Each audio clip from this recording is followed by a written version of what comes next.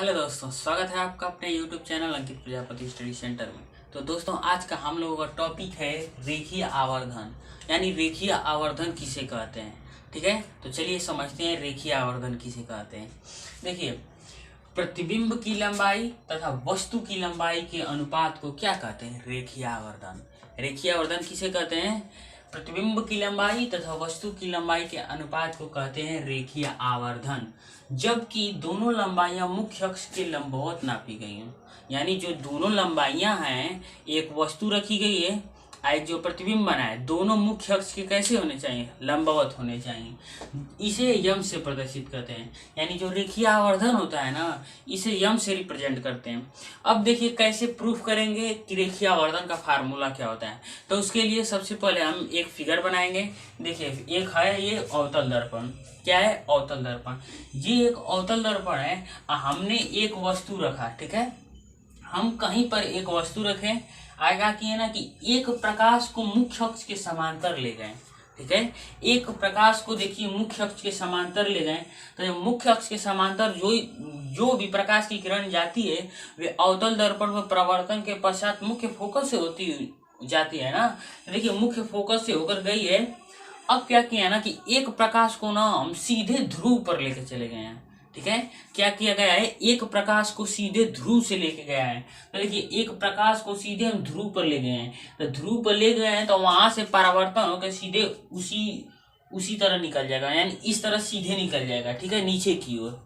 यानी ना होता है प्रकाश का परावर्तन में क्या होता है? समतल दर्पण। जब कोई प्रकाश किरण चिकने पलीदार तल में गिरती है तो परावर्तन के पश्चात उसी मार्ग में वापस लौट जाती है। तो यहाँ भी वही वाला काम होगा। ठीक है ना। अब क्या करेंगे? नाम रख देंगे।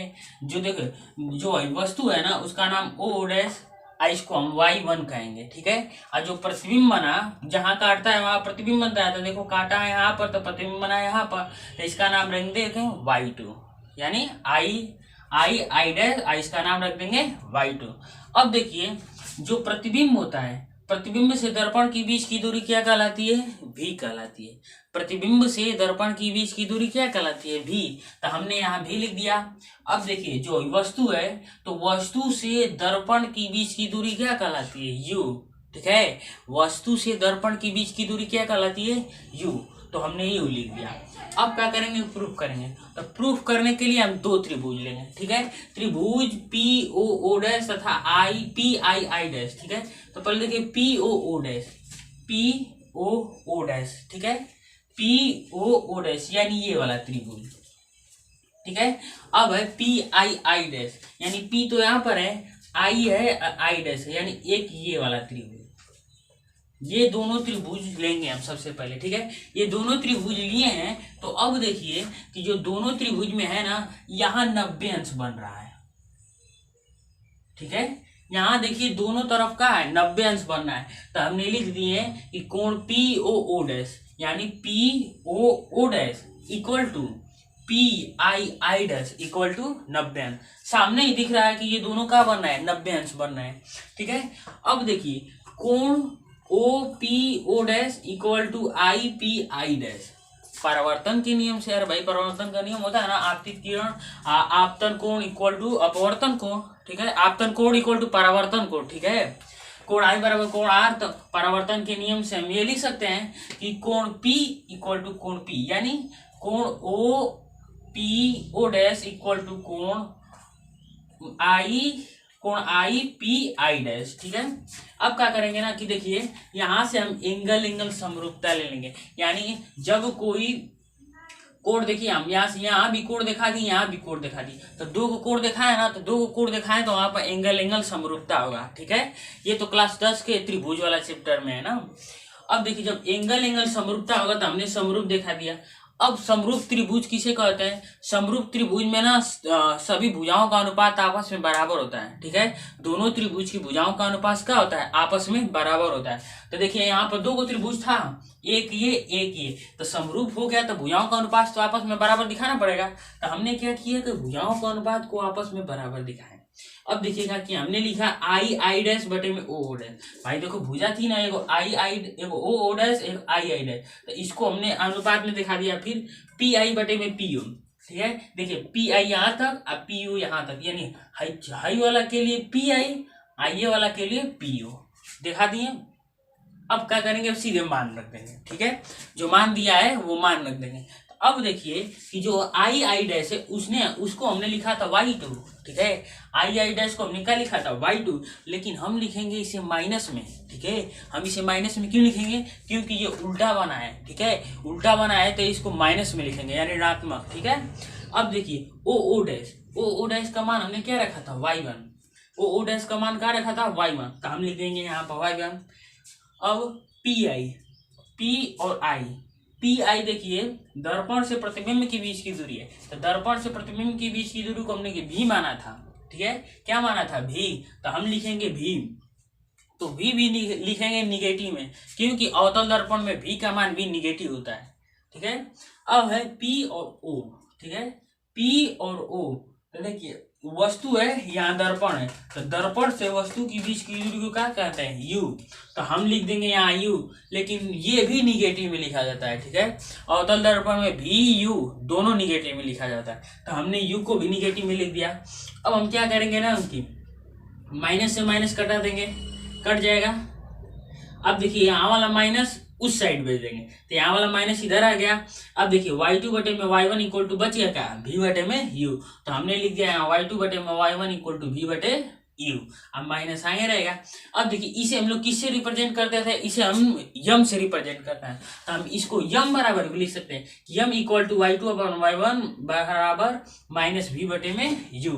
तो ये हो गया रेखीय आवर्धन। और अब बढ़ते हैं अपने अगले टॉपिक की ओर, जिसका नाम है अवतल दर्पण का उपयोग। ठीक है, क्या है, अवतल दर्पण का उपयोग। तो देखते हैं अवतल दर्पण का पहला उपयोग। तो पहला उपयोग है बड़ी फोकस दूरी तथा बड़े द्वारक के अवतल दर्पण का उपयोग दाढ़ी बनाने में आता है। ठीक है, जो दाढ़ी बनाया जाता है ना, ये सेव किया जाता है, तो आगे जो मिरर रहता है ना उसमें क्या लगा रहता है, वो अवतल दर्पण आता है। ठीक है, तो देखिए पहले फिर से लीजिए, बड़ी फोकस दूरी तथा बड़े द्वारक के अवतल दर्पण का उपयोग दाढ़ी बनाने में किया जाता है। समझ में आया।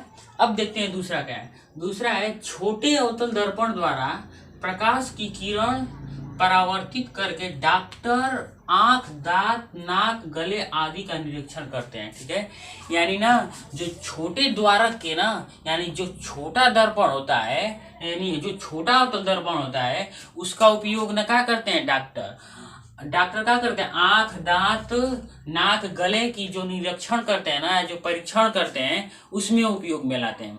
ठीक है, अब देखिए तीसरा क्या है। तीसरा है सौर भट्टियों में सूर्य के प्रकाश को केंद्रित करने के लिए बड़े अवतल दर्पण का उपयोग किया जाता है। यानी जो सौर भट्टियां होती है ना, उसमें ना बड़े अवतल दर्पण को ना एक सूर्य के प्रकाश को केंद्रित करने के लिए किया जाता है। ठीक है, यानी सभी सूर्य के प्रकाश को किरण को ना एक जगह इकट्ठा करने के लिए अवतल दर्पण का उपयोग किया जाता है। किसमें, सौर भट्टियों में। ठीक है, अब देखते हैं चौथा है कि अवतल दर्पण का उपयोग टेबल लैंप के शेडो में किया जाता है। यानी जो टेबल लैंप होता है ना, उसके जो शीशे होते हैं उसमें किया जाता है। ठीक है, और किया जाता है जिससे थोड़े स्थान को अधिक प्रकाशित किया जा सकता है। ठीक है, यानी जिसमें ना थोड़े से जगह में प्रकाशित होगा लेकिन अधिक प्रकाश होगा, ढेर फैलेगा नहीं लेकिन थोड़े से स्थान में प्रकाशित होता है, जो टेबल लैंप होता है उसकी बात कर रहे हैं। ठीक है, अब अगला बढ़ते हैं। अगला है मोटर कारों, रेल के इंजन, स्टीमरों तथा सर्च लाइट में लैंपों में परावर्तन के रूप में अवतल दर्पण का उपयोग किया जाता है। ठीक है, किसमें, मोटर कारों में, रेल के इंजन में, स्टीमरों में तथा सर्च लाइट के लैंपों में।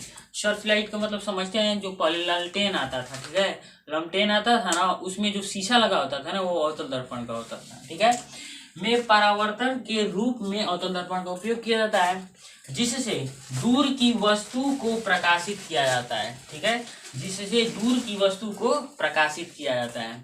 ठीक है, तो ये हो गया हम लोगों का अवतल दर्पण का उपयोग। अब बढ़ते हैं, अगला टॉपिक है जो कि उत्तल दर्पण का उपयोग। उत्तल दर्पण के उपयोग में पहला है कि उत्तल दर्पण का उपयोग स्कूटर, मोटर कारों आदि वाहनों में साइड दर्पण के रूप में किया जाता है।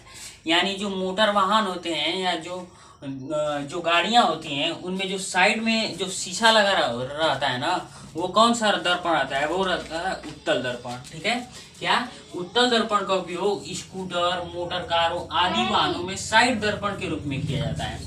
ठीक है, जिससे पीछे की ओर काफी बड़े क्षेत्र का स्पष्ट व सीधा प्रतिबिंब दिखाई पड़ता है। यानी जो पीछे का जो बड़ा क्षेत्र होता है ना, उसका छोटा प्रतिबिंब उस मिरर में दिखाई देता है। ठीक है, वो मिरर किस मिरर में दिखाई देता है, वो उत्तल दर्पण वाले मिरर में। ठीक है, अब देखिए दूसरा है कि उत्तल दर्पण का उपयोग गली तथा बाजारों में लगे हुए लैंपों में परावर्तक पृष्ठ के रूप में किया जाता है। जो बाजार या गली या जो रोड पर जो लैंप यानी जो ऊपर बल्ब लगा रहता है ना, उसमें कौन सा दर्पण रहता है, उसमें उत्तल दर्पण रहता है। ठीक है, जिससे लैंप का प्रकाश अपसारी किरण पुंज के रूप में गली तथा सड़क में काफी क्षेत्र में फैल जाती है। ठीक है, वो क्या रहता है, उत्तल दर्पण रहता है। इसी के कारण पूरे क्षेत्र में जहां वो बल्ब लगी रहती है, तहां पूरे क्षेत्र में प्रकाश फैल जाता है। समझ में आया? तो ये हो गया उत्तल दर्पण का उपयोग। ठीक है, तो देखिए आज पूरा परावर्तन खत्म हो गया। समझ में आया?